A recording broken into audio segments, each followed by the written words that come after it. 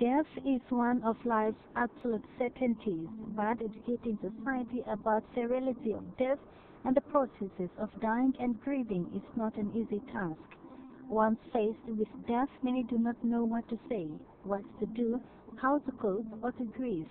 Some are too stunned to take even charge of the situation.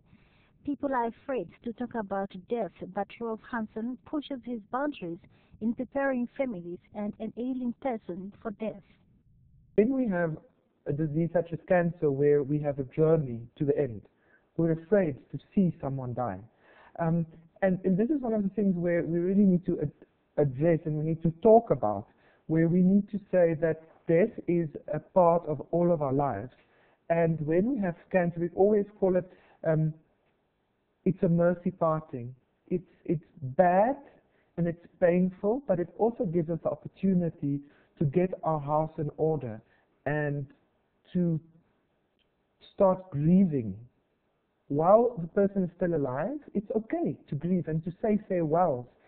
Pre-grieving session begins with explaining the dying process, which entails physical, that is when the body shuts down, and the spiritual part. What we have to try and do is to bring the patient to terms that the body cannot continue. You have to make peace. And you then have to get the family to also make peace.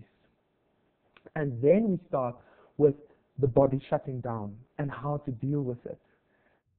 But it is not every family member accepts quickly, even when patients themselves are at peace with death. We have seen in our work parents who just simply do not want to let go of their child. And the journey of the child to dying becomes so painful, becomes so long, stretched out unnecessarily. Tubes being put in, and feeding tubes and drainage tubes, and the child cannot eat, and then they are sores, and the body really cannot any longer.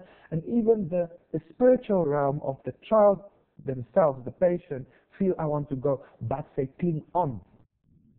This is where the vast experienced cancer control champion needed to work harder in persuading the family to accept before it was too late. She finally made peace with it. And the patient literally passed on 3 days later, after hanging on for almost 2 months. 3 days later, this guy passed away peacefully. And afterwards, she said it was one of the nicest experiences to be at the funeral because she had made peace and they had said goodbye. But dealing with pre-grieving patients and families is not free of emotions. We've got our private psychologists and counselors that also come in, and sometimes we just sit on the couch in the office and we cry. That's the reality. And that too is the heart of Hansen and others who prepare families anticipating or facing death.